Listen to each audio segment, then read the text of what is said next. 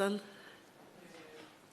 you, Madam Chair. It's a pleasure to serve under you, and thank you to the Right Honourable Member for South Northamptonshire for securing this debate. It's a subject which needs debating, really, and I'm extremely happy that she's brought it to this chamber.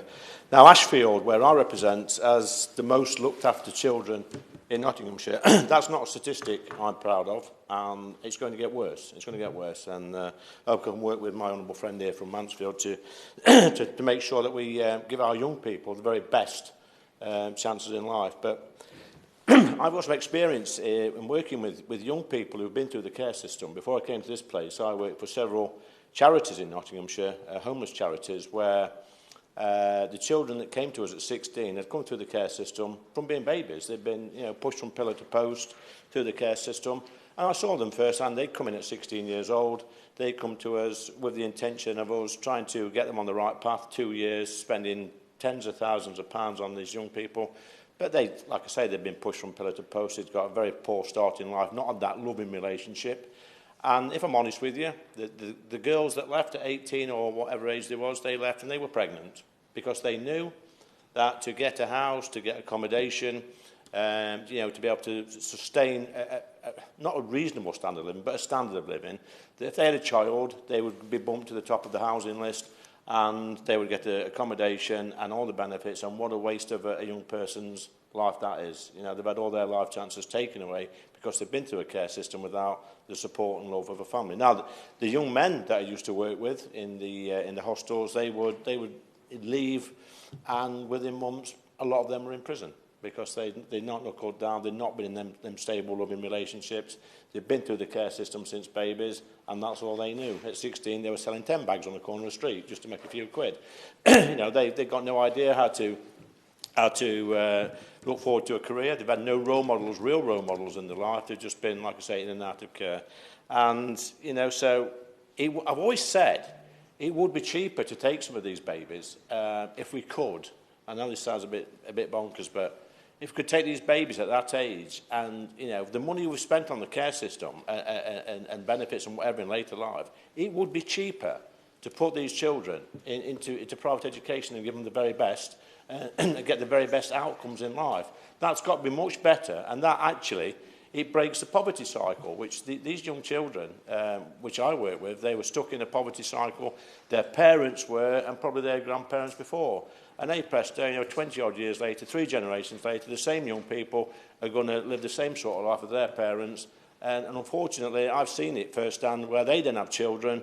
And you know what? A few months later, their children are in care. So we're really missing a trick in this country. Our best asset in this country is young people. And we've got a massive pool of young people. And I think, we've let them down over decades. Now I speak from experience. But I want to speak about a lady called Maxine in my constituency. Maxine's a little bit older than me. She's 58, I think she is. And I went to school with Maxine in Ashfield back in the day. And she's getting to it. She's approaching 60, and she's looking forward to retirement. But unfortunately, her daughter is an addict and got all sorts of mental health problems, heroin addict, got 3 children, the youngest one being 6 months old. Now, she had a daughter committed to an institution and then took the children in. But the hoops she had to jump through to get these children, to get them signed up into her house, was incredible, really. Social services, raking them out, poking into a private life from 35 years ago, when all she was, yes, she'd made some mistakes in the past, but all she was a loving grandparent who did not want to see her grandchildren go into care. She wanted to provide a loving home, and eventually she came to me. As an old friend and as a member of Parliament, she came to me. Anyway, I rattled a few cages and we got social services involved properly, got some legal help for her. And I'm glad to say that she's now got her children. And I spoke to her on the phone today about this debate, and she said she's very proud because the middle son or grandson, he can now read. He can now read and write, and he's 7. And that actually brought a lump to my throat. I thought, wow, I could write when I was 5, but she's took it on herself to give this young man a real start in life. And the biggest problem she had was once she got the children was money. She said to me, I could not have coped to bring my 3 grandchildren up properly without proper money. So again, I had to get involved with the benefit system, sort of child benefits out, sort of child tax credits out, sort everything out with the local authorities who, they're under a lot of strain. I know they are because, like I say, Ashfield has the most looked after children in the county. But she's very happy now. But basically, this is a woman nearly 60 who's given up her retirement, worked all her life, done the decent thing, but given up those final years, if you like, to bring up her grandchildren. And I think that's an incredible thing. And the member opposite for Denton and Reddy should be incredibly proud of what you're doing, because it is actually amazing. So, you know, but children need a loving home. They need to be with the parents or the family. And, you know, we need to remove some of these barriers. And the biggest barrier is financial. And I hope the Minister will look at this and see how we can move forward on this, because there are thousands of Maxines around this country who want to have their grandchildren but simply cannot afford, and then they end up in a life in care. But the last time I saw Maxine was late last year, and she was taking her grandchildren to Skegness. I think it was probably the first time they'd been on a holiday. I went round to give them some ice cream money, because I thought that would be a nice treat for them.